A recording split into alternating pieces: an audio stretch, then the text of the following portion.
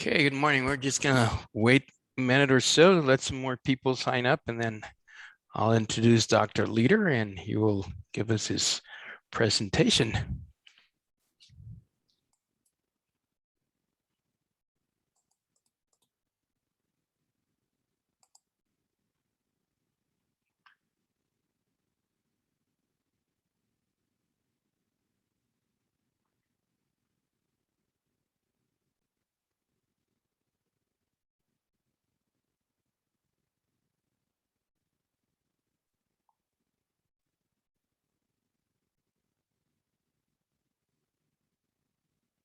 Okay, well, good morning. We're going to get started. It's a great pleasure to have Dr. Leader today.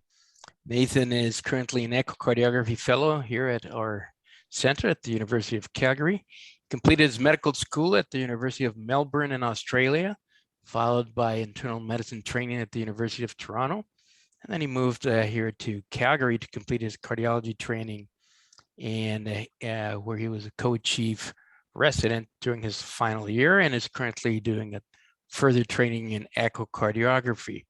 Nathan has multiple interests, including use of wearables, and done some nice studies in this area, echocardiography, and his topic today that will be sports cardiology.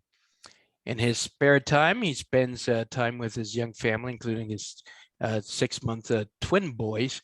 I don't think that leaves you a lot of spare time. But anyways, thanks. And, Nathan is looking into trying to join our faculty here, and that would be great. So Nathan, you're on. Thank you, Dr. Murillo. It's great to be here. And yes, new twin boys doesn't leave me a lot of time, but I'm happy to have completed this and to present it to you guys today. And it's a topic that I'm interested in. So I'll be chatting a little bit about the athletic heart, the role of echo and screening, and the differentiating adaptation from pathology. And so my objectives today with you guys is really to talk about the incidence of sudden cardiac death in athletes, to go have a little bit of an international overview of the use of cardiac screening and the possible role of echo. I'll hopefully give you a little understanding of the cardiac adaptations to exercise. And I'll talk about how to differentiate adaptation from pathology and talk about the so-called gray zone of the athletic heart. And this, I'll really focus on the use of echo. So I'll start this talk off with a short clip. Many of you may have seen this already, and this is Christian Eriksen from the 2020 Euro Cup, where he collapsed suddenly on the pitch. And fortunately, it was promptly recognized that he had a sudden cardiac arrest, and EMS and trainers were able to come to his aid. And I bring this video up really to emphasize a couple of points. And one is that sudden cardiac arrest, apart from accidents, is really the leading cause of death in athletes. It's also to emphasize that screening is not perfect. Christian Eriksen would have undergone multiple screenings at different points in his career as a professional soccer player. And it's also to recognize that prompt CPR and the use of an AED really saved this man's life. And the good news is that he survived and he went to hospital. Ultimately, the diagnosis is not quite clear and it wasn't made public, but he got an ICD and was discharged about a week later. So let's really dive into sudden cardiac death and arrest in athletes. And I want to first start off by talking about the risk of sudden cardiac death. And the risk is quite variable depending on who you study. And some of the risks, or these factors include age, sex, race, your geographic location and the sporting discipline that you participate in. And so over on the right, you can see here that the incidence of sudden cardiac death in athletes is anywhere from 1 in 9,000 per year, which is quite common compared to 1 in 250,000. Now, when we look at young athletes in general, and these are athletes between the ages of 12 and 35, the kind of recognized statistic is around 1 in 100,000 risk of sudden cardiac death, so not very common. In masters athletes, so as we age and as we are older than the 35, there is a pretty marked increase in the risk of sudden cardiac death. And really that's related to the development of coronary artery disease as a major cause. Now let's look at a couple other registries. And so this is a large study from NCAA athletes between the years of 1993 and 2003. And interestingly, in NCAA athletes, the incidence of sudden cardiac death is almost twofold to that of the general athlete, 1 in 50,000. This also emphasized the point that males typically have a higher risk than female athletes, over 3 times the risk. And also Black athletes have a higher risk than other ethnicities, almost 3 times the risk as white and Hispanic athletes. The sport that you play is also a big influence on your risk of sudden cardiac death. And so if you are a male Black athlete playing basketball, your risk is above 1 in 9,000 for sudden cardiac death. And this is typically thought to be related to the sudden stop and starting of these sports, including basketball, soccer, football, as the major player in this, or the major reason for this increased risk. So I'll give a little bit of perspective, or give a Canadian perspective, and this is data coming from Paul Dorian's group in Ontario. And what they found was looking at a group of competitive and non-competitive athletes between 2009 and 2014, that the overall incidence of sudden cardiac death or arrest was around 0.75 in 100,000. So just a little bit less than that 1 in 100,000 that I quoted earlier. And when they tried to determine the etiology of sudden cardiac arrest in the athletes that were less than 34 years of age, typically it was thought to be primary arrhythmic, which meant that there was no structural cause that was found. As we start to age, like I was chatting about before, when we're over the age of 35, really there's a huge change or shift in the cause of sudden cardiac death, and that's really towards ischemic death related to coronary artery disease. Now, this is a pretty busy slide, and these pie graphs represent the etiology of sudden cardiac death in different registries. And I'll point your attention to the graph on the top left. And this was our traditional thought that hypertrophic cardiomyopathy was the leading cause of death in athletes. But that has started to change and shift. And as you can see in the 3 other pie charts, this entity called SUD, which is sudden unexplained death, is really starting to become the leading cause. And this is in athletes where autopsy did not reveal a structural cause for their arrest or their death. And it's really thought to be primary arrhythmic or an electrical abnormality that was responsible. And that was kind of also seen in the Ontario study by Paul Dorian's group. So when we look at the different causes and we group it into structural, electrical, and other, and these are the main causes of sudden cardiac death in athletes, you know, a number of these conditions are potentially detectable by screening. And so this leads me right into cardiac screening in athletes. And this is a long topic in itself, and we could probably do a whole hour talk on the pros and cons and some of the debates in cardiac screening. But I'll give us a bit of a brief overview of why we do it, who we are screening, when we do it, and with what. And so to talk about screening, I really need to bring you back to the history of screening. And this is a slide that's commonly seen in talks. And this is data from Italy. And Italy is interesting because in the late 70s, there was a high incidence of sudden cardiac death in athletes, which prompted the country to develop a mandatory national screening program right around the 1982. And this national screening program consisted of a 12-lead ECG, history, and physical exam. And there was a marked decrease in the rates of sudden cardiac death among athletes, even to a point where the rate of sudden cardiac death was almost half that of in athletes and of non-athletes. Now, I won't get into why this is quite debated, and I'll just mention that these results have never been repeated in other studies, but it lays the foundation for why screening has been developed across the world. And I haven't mentioned this, but obviously if anyone has any questions while I'm going through, I'll try to keep an eye on the chat, so please feel free to ask anything. So a brief overview of the pros and cons of screening. So I think the reason for screening is really it promotes athlete safety. A large percentage of sudden cardiac death is due to structural electrical problems of the heart that potentially could be identified. As we know, sudden cardiac death is a tragic event, and it's often something that makes national and international news. Over time, we started to develop an improved understanding of normal versus pathological variants, and this is both in ECGs and echoes, which is important because it potentially can reduce the rate of false positives, which I'll mention as a reason to not screen. And then another reason to screen is that some conditions are potentially reversible or treatable if identified early, and athletes could come back and again participate in sports. And one of the ones I think about is Wolff-Parkinson-White syndrome. Some of the reasons against screening is that the mass screening of athletes, or lots of athletes in this world, incurs a big cost, and there's also a lot of resources that are needed to screen everyone or all of our athletes. Our understanding of the risk of sudden cardiac death is limited in different disease states, and so what I mean by this is that we don't have a great understanding of who will have sudden cardiac death, and the overall rates of sudden cardiac death are quite low, and so restricting exercise is a pretty impactful thing, and there's a number of potential physical and psychological implications of restriction. So these are some of the reasons against screening.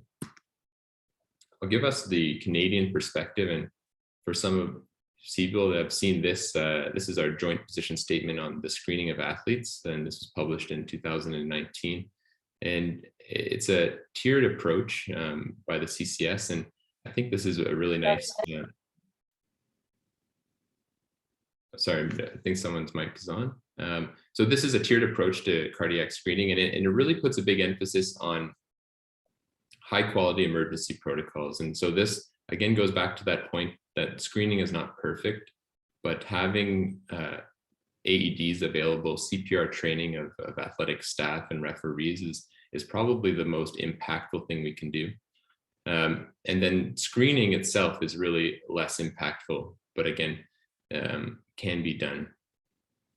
The ECG in Canada is definitely not part of the routine physical, it's not part of the routine screening of athletes for a number of reasons, which I will not go into just yet. When we compare the different cardiovascular societies, we can see there's quite a difference in the screening that's recommended. And one of the big differences that's talked about is the use of the 12-lead ECG. And so one of the main differences between North America and the Europeans is the use of the 12-lead ECG.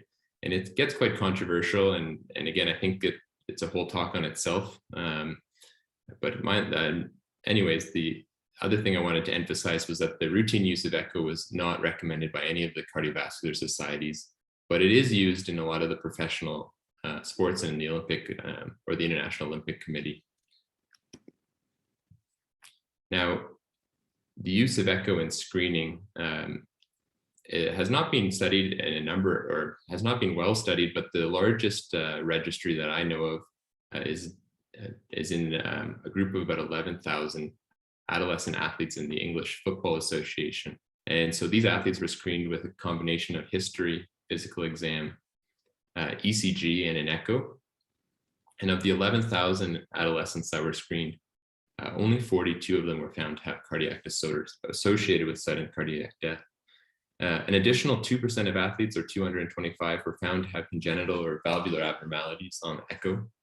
And of all these athletes, they were followed for a number of years. There was only 8 events of sudden cardiac death. And 6 of those events, or 6 of those people who had sudden cardiac death, screened negative.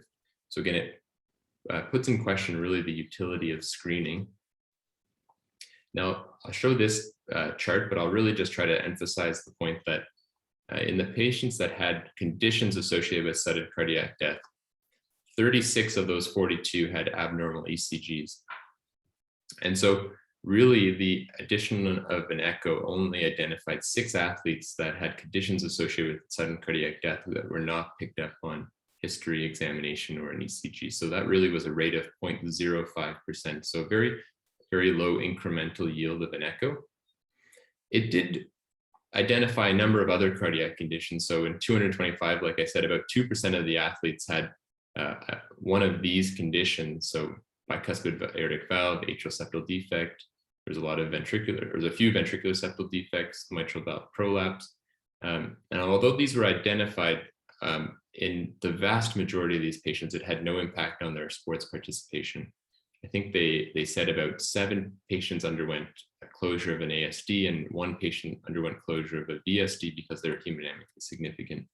So it really did not have a huge impact on sports participation, and certainly didn't really change outcomes. Now I'll just briefly show the group of, or the demographics of the athletes who had sudden cardiac death. And like I said, 6 of the 8 athletes actually screened negative. And so they had nothing that was identified, and their diagnosis actually was a structural cause. And that points into question of whether or not screening needs to be done repetitively over time, as sometimes our disease states are there, but just have not manifested phenotypically. The 2 athletes that were identified to have hypertrophic cardiomyopathy on ECG and echocardiogram, they were recommended not to participate in sports, but continued to do so, and unfortunately had sudden cardiac death. So with all that, what were my thoughts on the use of echo in screening?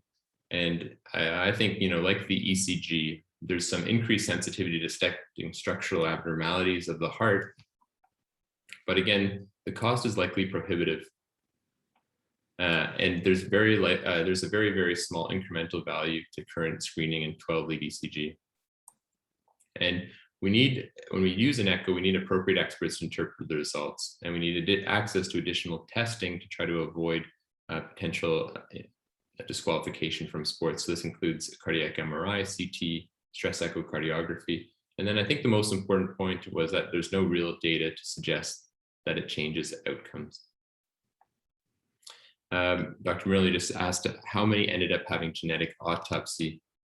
I think all of them had autopsy data, which is why they had a diagnosis at the end, but I don't think that they typically underwent genetic testing for certain gene mutations. So why are we doing echoes in athletes? So although the use of routine echo in screening may not be there, certainly when we have a patient that screens positive on their ECG or on their history and physical, or athletes that have cardiac symptoms, they typically will undergo a transthoracic echocardiogram. And so it's important for us to understand how the heart remodels in response to exercises, as this can help us understand the difference between adaptation and pathology. And so exercise-induced cardiac remodeling is the next thing I want to talk about. And the main factors that influence remodeling are genetics, race. So we know that Black athletes typically have thicker hearts than white athletes. The sex of the athlete is also important. Studies have shown that female athletes typically undergo less of a degree of remodeling than their male counterparts. Also, the age and the size of the athlete is very important. So when we assess an adolescent athlete, we won't expect the same degree of cardiac remodeling as someone in their early or late 20s. Similarly, our larger athletes typically have the largest hearts. And then lastly, an important factor in cardiac remodeling is the exercise we do. And so I think a number of us have seen this slide before, but this is a grid that divides sports into their increasing dynamic component, which I like to think of as an increasing volume load on the heart, and also an increasing static component. So sports at the upper end of the static component include things like rock climbing, weightlifting, bobsledding, gymnastics, and things that have a high dynamic component are things like running, soccer, badminton. And so when we think about how this affects the heart, I think of these things on the top of the x-axis as a pressure challenge, like aortic stenosis. The things along the end, the things along the ends of the x-axis as a volume challenge, like significant aortic regurgitation. And so these pressure and volume challenges on the heart will result in certain remodeling effects. And the reason this is important clinically is that when you have an athlete who's a weightlifter, you're expecting thick walls, not a dilated heart, and vice versa. If you have a marathon runner with thick walls but non-dilated heart, this should be a red flag for pathology. So the typical changes in heart with exercise are fourfold, and these include the thickening of walls, the dilation of chamber, and the hypertrabeculation of the LV. And the reason these are important is because they unfortunately have a bit of an overlap with certain disease states, and these disease states certainly increase your risk of sudden cardiac death in competitive athletes, and can be identified if we use the right modalities. So I'll talk a little bit more about the use of echo in athletes. So a couple of general principles to understand is that we should know the type of training and training volume of an athlete. We should understand their age, sex, size, and ethnicity. Athletes should be recommended to avoid strenuous activity at least 6 hours prior to an echo. And this is possibly related to some myocardial fatigue affecting the results of the echo. We also need to consider seasonal variation, especially when completing serial exams. And what I mean by that is that if we're meeting an athlete at the end of a season, their heart may look a lot different than at the beginning of a season when their training loads and training volumes are a lot different. Now, when we do an echo on an athlete, we need to pay careful attention to chamber dimensions, wall thickness, LV systolic function. We often will do additional RV views in someone who are considering ARVC. We should rule out valve disease, and we should look at their aorta. And so I'll go over a few of those measurements. This is a typical, or this is a parasternal long axis view of a endurance athlete, and you can see the marked dilation of the LV chamber. You can also see that the walls have thickened. Overall, there's the relative wall thickness has been maintained. It is less than 0.42, and this is what we call severe eccentric hypertrophy. Now, when you see these changes in an athlete, and you saw it in someone who undergoes or who is not an endurance athlete, then this is definitely a red flag for pathology. Apart from changer dimensions, we have to pay close attention to wall thickness and how we measure this, as even small changes in the dimensions could lead to the suspicion of pathology. And so here's a great example of where the intraventricular septum was measured incorrectly, and that's the red line. We included some of the RV trabecular tissue. And this is an athlete who was misdiagnosed or mislabeled as having possible HCM because of those incorrect measurements. When we measure the posterior LV wall thickness, we also have to pay close attention to the insertion point of the papillary muscles. So here again, in red, the wall thickness was mislabeled and mismeasured as we included some of the papillary muscle. We also have to pay attention to the chordal apparatus and avoid that when measuring the wall thickness. When we have suspicion of patients with hypertrophic cardiomyopathy, the short axis view can also be useful to detect certain areas of asymmetry of wall thickness. And so here we're measuring the different wall thicknesses at the level of the mitral valve, kind of in the mid-ventricle near the papillary muscles, and then here near the apex. Athletes also display abnormal or supranormal diastolic function, and that is really related to the improved compliance of the LV. And so typically athletes will have an E to A ratio, which is a reflection of the filling of the ventricle in diastole of greater than 2, which is a phenomenon also seen in patients with restrictive cardiomyopathies. And the column B is an example of a deep, a predominant D wave in the pulmonary vein filling pattern. And again, this is something seen in restrictive cardiomyopathies, although this is a normal finding in an endurance athlete. And endurance athletes will also have supranormal tissue Doppler indices, and this is again a reflection of the improved compliance of the left ventricle and the rapid early filling.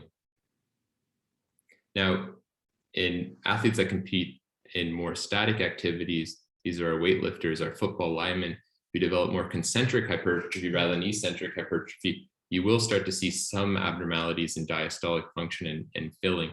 So here's a more typical pattern where the E to A ratio is just less than 1, and the E prime velocities are just under 11, which is a little bit abnormal for, well, it would be very abnormal for an endurance athlete, but is quite often seen in athletes who have concentric remodeling. When we measure the aorta of an athlete, it's important to also be accurate because we know that aortas can dilate a little bit in athletes. Meta-analyses of multiple studies have shown only a small physiological adaptation to exercise. So at the aortic annulus, really there's only typically a 1.6 millimeter increase in size in an athlete compared to a age-matched control. Now, aortic size is generally proportional to height, but only to a point. And I'll just reference this interesting study, and this is of NBA athletes between 2014 to 2015. They did an echo on every active NBA player.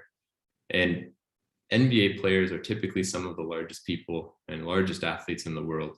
And even with people whose heights have exceeded 200 centimeters, there is really only a small portion of athletes who had an aortic root of over 40 millimeters. So in the NBA, only 4.6% of athletes. And you can see on the right, when we graph the aortic root diameter as a function of height, we do see an increase in aortic root diameter with increasing body size, but to a point where it plateaus off. And so when we see an athlete who has an aortic root that is greater than 40 millimeters, we should, or a red flag should be raised to whether this is truly adaptation or whether this is related to a possible aortopathy. The other thing that I wanted to mention in echo of an athlete is that we have chamber dilation of the LV, the left atrium, but we have to remember the IVC also tends to dilate. And so athletes typically have a much larger IVC than their age-matched controls. And you shouldn't be alarmed if you have a large IVC that's not collapsing in an athlete. It's a normal finding. And so let's dive a little bit deeper on how we use echo to differentiate adaptation pathology. And I'll start off by talking about the entity of dilated cardiomyopathy and why we often have a bit of a gray zone between the athletic heart and early dilated cardiomyopathy is because athletic hearts can have, or number one, as we saw, it can be dilated, but they can also have a slightly reduced EF. Now, I drew this like this because, or I divided into early dilated cardiomyopathy and true dilated cardiomyopathy because true dilated cardiomyopathies are typically self-selected out of high level sports as their functional capacity is usually reduced. And so we're really looking at differentiating that early dilated cardiomyopathy from the athletic heart.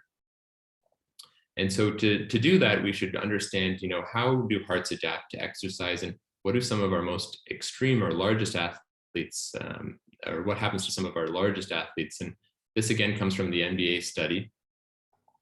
And I'll point out that almost 40% of NBA athletes had an end diastolic dimension of over 59 millimeters, which would be considered quite large and potentially compatible with the dilated cardiomyopathy.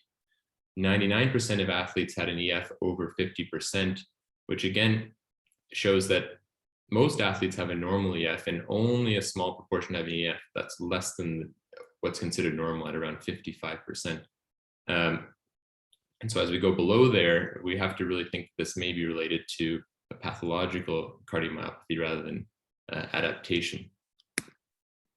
Now, what about some of our most extreme endurance athletes? And so this is a nice study of Tour de France cyclists, and they all had echocardiograms looking at both ejection fraction and diastolic dimensions. And so you can see in blue, I shaded all the athletes that had an end diastolic dimension of over 60 millimeters, quite large. And that was over half of the athletes, some of them exceeding 7 centimeters in dimension. Also, interestingly, almost 12% of Tour de France athletes had an EF less than 52%, again, compatible with a dilated cardiomyopathy. So how do we really differentiate between the athlete's heart and dilated cardiomyopathy in athletic individuals? And I think this is best done by this study by Sanjay Sharma in the UK, where they took a group of athletes with this gray zone, so borderline or low LVEF. They compared them to 35 patients with a known dilated cardiomyopathy, but specifically these were patients that were NYHA class 1 who were still participating in athletics, not competitive sports, but certainly they were still exercising between 2 and 6 hours per week. The cause of these dilated cardiomyopathies were familial in 15, idiopathic in 13, related to anthracycline in 3, and post-myocarditis in 4. So they used a stepwise approach in order to help differentiate that athletic heart from a dilated cardiomyopathy. And they used a number of different markers. And so things like NT-proBNP, the electrocardiogram, they looked at whether ventricular ectopic beats was a marker of a dilated cardiomyopathy. They looked at exercise echocardiogram, and they looked at the presence of LGE on CMR. And so interestingly, the most sensitive and specific marker of an athlete's heart when compared to dilated cardiomyopathy was this exercise echocardiogram. And so only 2 of the athletes who were in this gray zone were unable to achieve both an increase in LVEF of greater than 11% or an absolute increase, and an absolute EF increase to over 63%. 6 of the patients who had a dilated cardiomyopathy were able to do that, but it overall gave you a sensitivity of around 80% and a specificity of just over 90% of an athletic heart. And so I'll share an example from our lab here in Calgary, and where this was actually quite useful. And it was an example of a 41-year-old athlete who was a previous very competitive cyclist, but still engaged in quite a high degree of physical activity per week. He was referred really because he had a significant LVH changes on his ECG, and ultimately underwent a MRI, which showed he had a mildly dilated, mildly reduced EF. EF was around 52%. And so we brought him to the echo lab to do a stress echo to look at the response to exercise. And so you can see the top 2 images showed his baseline. This is a short axis. This is a apical 4 chamber, and there is a robust response to exercise. So his EF has clearly increased by more than 11%. And this EF, I would quote, kind of over 70%. We could measure it, but it has increased to over that 63%. So again, this would be consistent with an athlete's heart rather than a dilated cardiomyopathy. So moving right along, let's talk a little bit about hypertrophic cardiomyopathy. And like we've chatted about, athletes tend to have thicker hearts than our age-matched controls. And hypertrophic cardiomyopathy is an autosomal dominant condition that has a lifetime penetrance of just over 90%. And the abnormalities in heart muscle are generally characterized by asymmetrical hypertrophy, LVOT obstruction, and diastolic function. Now, identifying HCM is important because the risk of sudden cardiac death in all comers with HCM is around 0.5 to 0.8. But we know there's a number of patients with other risk factors who have HCM where this number is higher. So again, I'll go back to the NBA study because these are some of the largest athletes who should have the most extreme normal physiological changes of the LV. And interestingly enough, there was very few athletes who had a LV wall thickness that was greater than 13 millimeters. Now, when we start going to 14 and 15 millimeters, there's even less number of athletes with this degree of change. And so this really stresses the importance that, you know, when we see an athlete with a wall thickness between 13 and 15 millimeters, we have to have our I guess our spidey senses up that this may be a pathological change. And certainly when you go above 15 millimeters in a male and 13 millimeters in a female, this may be compatible with hypertrophic cardiomyopathy. And so this was another approach to diagnosing hypertrophic cardiomyopathy versus an athlete's heart. And one of the main findings was that there is a dilation in LV cavity in the athletic heart, which is not seen in patients with underlying HCM. And so this study done by Felicia et al. Looked at 25 untrained patients with known HCM and 28 athletes who had this gray zone wall thickness, so a wall thickness between 13 and 15 millimeters. And interestingly enough, the LV end diastolic diameter was never more than 53 millimeters in the patients with HCM when compared to the athletes who all had a dilated LV. So when they proposed an algorithm of helping to diagnose an athletic heart over hypertrophic cardiomyopathy, the first point was to look at LV cavity size. They also found that there was a difference in LV left atrial size, also again related to the volume loading of an athletic heart. Diastolic parameters were also useful, as a patient with HCM should have abnormal diastolic filling when compared to an athletic heart. ECG changes were also important, and a family history is obviously going to lead you increase your suspicion of hypertrophic cardiomyopathy. And now most of these studies were done in men, but from the studies that have been done or have looked at the LV size of women, like I was saying, a female athlete should not have an LV wall that's thicker or equal to 13 millimeters. This would be quite abnormal and should raise suspicion for hypertrophic cardiomyopathy or another cause of increased LV wall thickness. Now, what I haven't talked about, what it is probably a gold standard for diagnosing hypertrophic cardiomyopathy, is the MRI. And again, I was trying to focus on echo here, but it's important to know that if there is strong suspicion on echo, then often these patients will undergo an MRI. And an MRI will really characterize the different wall thicknesses and look for underlying fibrosis, which will again increase your suspicion for the diagnosis of hypertrophic cardiomyopathy. And so now we'll move on to arrhythmogenic cardiomyopathy, and also known as ARVC. This is, again, another genetic heart muscle disease, typically related to a desmosomal gene mutation. And its pathophysiology is the fibrofatty replacement of RV myocardium with LV involvement, typically happening later in an athlete's or a patient's life. Now, the challenge with ARVC is generally the first presentation is electrical, and that can be either VT or VF, with heart failure symptoms really happening later in the natural history of the disease.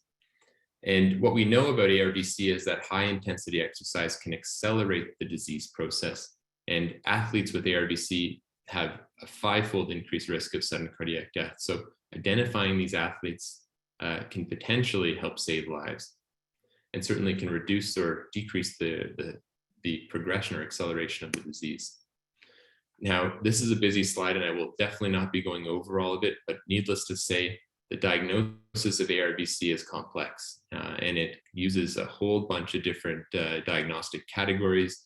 You require a couple of major, minor, one major, 2 minor criteria to diagnose it, and it's a whole talk on its own, so I won't go into it in too much detail. Needless to say, though, that athletes typically display features, or at least imaging features, of ARVC. And by imaging in echo, The diagnosis or the major criteria for ARVC, you need two of the following features. So you need regional RV akinesis, dyskinesis, or an aneurysm, and you need either global dilation, defined as an RVOT greater than 32 millimeters from the parasternal long axis, or greater than 36 from the parasternal short axis, or you need global dysfunction, which is a fractional area change of the RV of less than 33%. And so this is how we would measure it on echo. Using our parasternal long axis view, we'd measure the RVOT, and then using an apical 4-chamber view, we can measure the fractional area change of the RV. Now, the main challenges in athletes is that when we look at a registry of competitive athletes, one of the findings was that around 37% of male athletes and 24% of female athletes had RV dimensions above cutoffs for major criteria for ARVC. And so we need to dive a little bit deeper. And so this paper, and this was done by the group, this paper here by the Mondillo group in Italy, and it showed that there was certain features that favor ARVC over an athletic heart. One of the ones is a disproportionate RV to LV ratio. This is important because if you have an athlete with a dilated RV, there's no reason for an RV to dilate without LV dilation. So if there's disproportionate RV to LV dilation, again, this is more of a sign of ARVC rather than an athletic heart. We also shouldn't see abnormal wall motion in an athlete. The RV is typically, the function of an RV is typically normal in an athlete, and finding abnormalities in function should lead you or increase your suspicion for pathology or ARVC.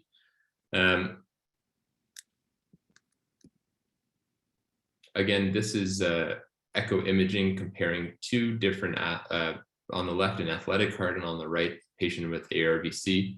And you can see already there's a marked difference in the size of the RVOT, on the right being 4.5 centimeters. You can also, and again, this is not a moving image, so you just believe when I say that the image on the left shows quite a markedly dilated RV, but there is no regional wall motion abnormalities, whereas the image on the right is suggestive that there may be some aneurysms or areas of akinesis of the RV apex. And then lastly, there is some data suggesting that we can use strain to identify a normal athlete versus a patient with ARVC, obviously having abnormal strain of the RV. And then the last overlap we see in the athletic heart is LV non-compaction. And so as I was mentioning earlier, one of the adaptations to exercise is the development of these trabeculations in the LV. And the reason this is important is because there is a known entity called LV non-compaction, which is a cardiomyopathy that can increase your risk of sudden cardiac death. I just briefly will just respond to Nazmi's question. CMR, a gold standard test for ARVC rather than echo. And yes, Nazmi, the CMR is definitely going to give you better tissue characterization. And it's definitely part of our assessment of an athlete with finding suspicious for ARVC. I will say that echo is probably the first test that an athlete will undergo. And I didn't talk too much about CMR just because I was trying to focus mainly on echo. But yes, you're right. CMR would be a gold standard for the diagnosis of ARVC. Going back to our LV trabeculation and LV non-compaction, the prevalence of LV non-compaction is not really known in the general population. On echo, the prevalence among patients that have echoes is quite variable. Studies have shown anywhere between 0.01% to 1.3%. But as I was saying, there is clearly an increased risk of progressive LV dysfunction and ventricular arrhythmias for patients who have the true pathological LV non-compaction. In echo, there are a couple of criteria that have been developed for the diagnosis of LV non-compaction. I'll also mention that the definition of increased LV trabeculation is having more than 3 trabeculations measuring greater than 3 millimeters in diameter. And then the 2 diagnostic criteria are the Jenny criteria and the Chin criteria, which really measure the ratio of the non-compacted to the compacted layers. Now, this has been studied in athletes, and this was the largest registry done by Sanjay Sharma's group in the UK. And they looked at almost 1,200 athletes between 14 and 35 years of age. And they compared them to around 415 healthy controls. And what their main finding was is that in around 20% of athletes, they found increased LV trabeculations compared to with just 7% of controls. There was also an increased incidence among Black athletes, which suggested a possible genetic influence on the development of these trabeculations.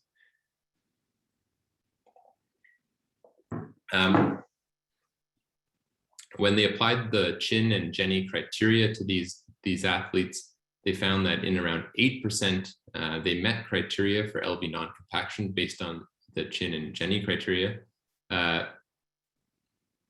And then in a smaller proportion of athletes, they had abnormal T-wave inversion and a reduced EF. And so they propose that in a typical athlete, there is probably 2 phenomenons occurring. And one is the finding that more athletes will develop these trabeculations, but with an associated increase in LV hypertrophy and a normal ECG seen by the bottom here. And this is the majority of athletes, but there's probably a subset of athletes who develop LV not or increased trabeculations, but also deep T-wave inversions and a reduction in EF. And one of the things that they said was that this may not be pathological, but it's certainly, these are the athletes with a decrease in EF that we should look a little bit harder at to understand whether this is truly just an extreme version of cardiac adaptation or whether this is more of that pathological variant of LV non-compaction. Interestingly, they quoted a study of 100 pregnant patients to describe that this phenomenon of increased trabeculation is probably a function of increased preload. So this study on pregnant women did an echo in the first, third, and postpartum, or third trimester and then postpartum, showed the development of trabeculations in pregnant ladies in the 3rd trimester. And so this paper by Gaddy et al., done in 2014, tried to show the again, a stepwise approach of assessing whether or not a patient with increased trabeculation had just a normal variant or whether this was consistent with LV non-compaction. And I'll highlight some of the echo findings. And these are all things that we also see with patients with dilated cardiomyopathy. So an E prime lateral less than 9, just suggesting that there is some diastolic dysfunction. A decreased LVEF on exercise echo, so on the inability to increase our systolic function, again, more in keeping with a cardiomyopathy than an athletic heart. And then abnormal myocardial strain, and I did not go into this, so we've talked about strain over the last couple of grand rounds, but it's another way of us assessing global systolic function. I'll also mention that in some of these athletes, CMR was useful because the presence of LGE on CMR was also something that was suspicious for a cardiomyopathy rather than an athletic heart. And so when we go back to those 10 athletes, and again, I'll go back to this table, these 10 athletes who had a combination of increased trabeculation, T-wave inversion, and a reduced EF, none of them had abnormal LG on MRI. They all had normal diastology, and they all had normal increases in LV systolic function to exercise, and they all remained symptomatic during the study period. So although these athletes met criteria for LV non-compaction, there was no high-risk features, and so none of them were restricted from competitive sports. And so it begs the question of whether this increased trabeculation is really just an adaptation to sports, even And even when we see patients with reduced EF, there hadn't been an increased risk of sudden cardiac death. But it begs the question of whether we need to watch these people for longer and whether we're just catching people early on in their disease state. And if we followed these young athletes for longer, would we see a further reduction in LVEF or a development of LGE on cardiac MRI? And so I'll probably start to wrap up the talk here. But again, this is a nice diagram that just shows the complexities of the athletic heart and the overlap with certain disease states that we've talked about.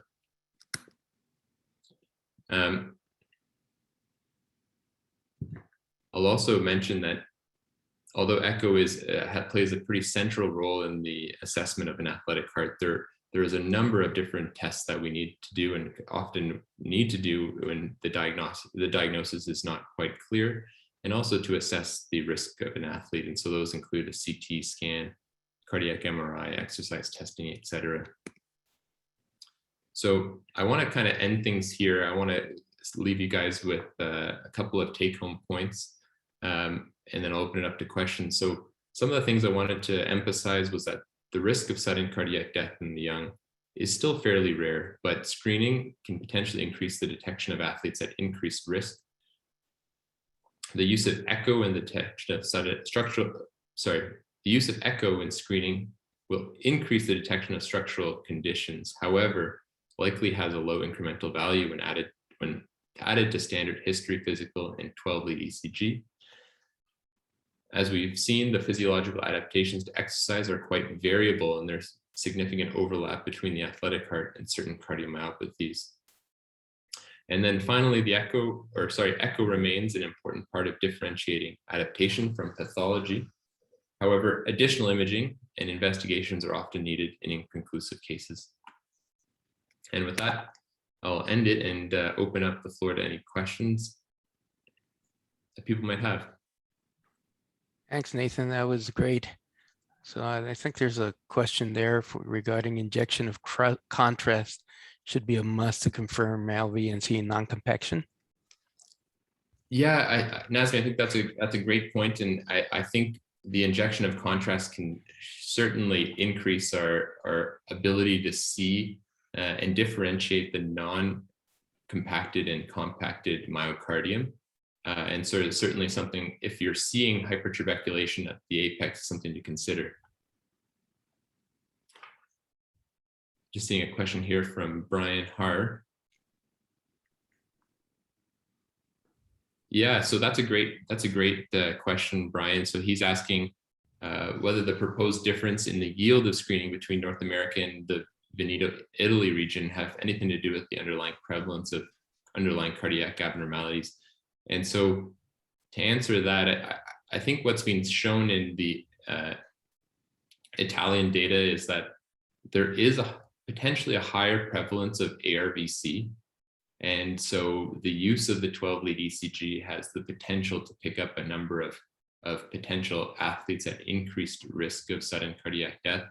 And so there is that potential to have a higher yield or have a higher or to show more benefit to a screening program using an ECG in the Veneto, Italy region when compared to North America.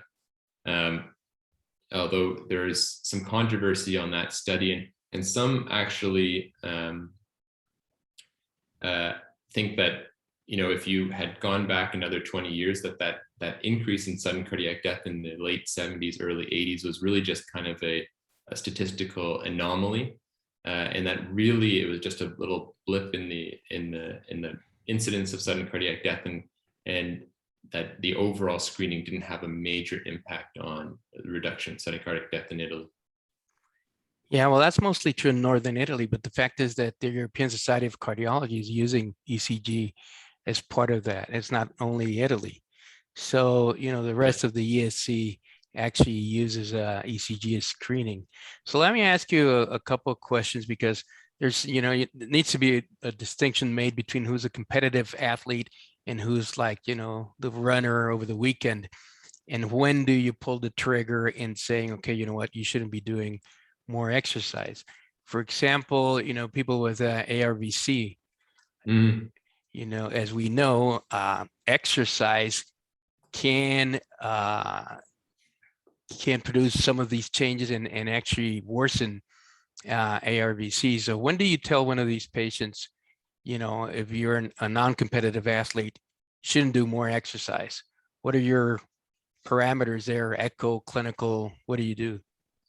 Yeah, no, great. That's a really controversial question, but I think the general consensus now, if we have a diagnosis of ARVC, then the general consensus is to limit exercise to kind of light to at most moderate exercise, really because there is that relationship between higher intensity exercise and the progression of ARVC. In the other conditions that we kind of talked about, dilated cardiomyopathy, HCM, LV non-compaction, they're really, if those conditions are diagnosed, there's a recommendation to avoid competitive sports where the degree of intensity is quite high, and the level of training is also quite high, but moderate intensity activities are still considered safe. And that probably goes back to that idea that we don't really know what athletes are going to have sudden cardiac death. And so restricting sports completely probably has a pretty significant implication both on someone's health and both physically and psychologically. Omid has a question there. Oh yeah, Omid, go ahead. Thanks, Carlos, and thanks, Nathan, for an amazing talk. I learned so much. Clearly this is an area that is a developing niche and very nuanced, particularly when you start talking about imaging. And it seems like academic centers in North America are increasingly recognizing the importance of sports cardiology. I'm wondering, from your perspective, what opportunities or what's the vision for Calgary for a program, and how might that interface and strengthen other programs in the city, and what opportunities would there be for collaboration with other centers? Yeah, I think it's certainly an emerging field, Omid, and I've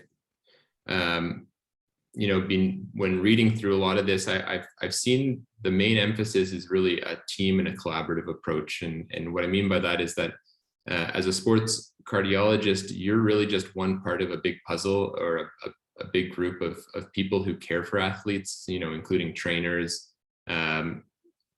coaches, parents, and so I see the role of a sports cardiologist really to help facilitate the assessment of athletes, especially those who have abnormal screening, who have abnormal ECGs, and using our expertise and our understanding of cardiac remodeling, of imaging, in order to better understand an athlete's risk. Ultimately, I think we shouldn't just be the people who restrict sports from people, but rather work in collaboration with teams and athletic associations to give our expertise and give our help in kind of improving the safety of athletes. So I think, in Calgary, I have not seen a huge amount of collaboration between cardiology and certain athletic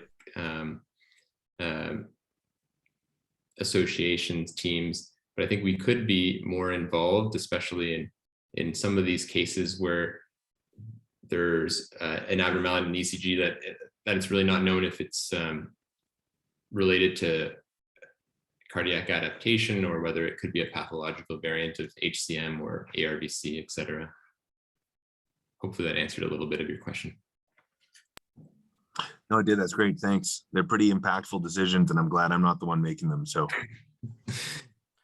you showed some nice data on the NBA athletes. I was wondering, most of these guys retire at 35 or so. Is there any data on what happens after they retire? Is there reverse remodeling?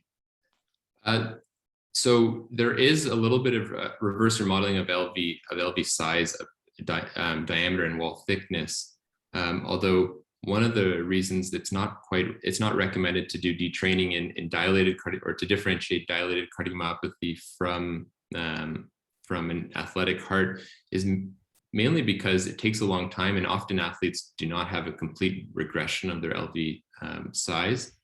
The biggest data, I think, comes from the NFL, where they're looking at LV wall thickness as well as aortic size, and these older athletes who have undergone exercise and pressure and volume loads over many years have quite abnormal aortic sizes, and so I think, yes, we over time, putting your body through those different stresses will create a physiological adaptation, and I think we need more information, related to these master athletes who have undergone years of exercise. Okay, Nathan, it's 9 o'clock. Thank you very much. That was a great presentation, and we will see you later. Perfect. Thanks, Thank everyone. you.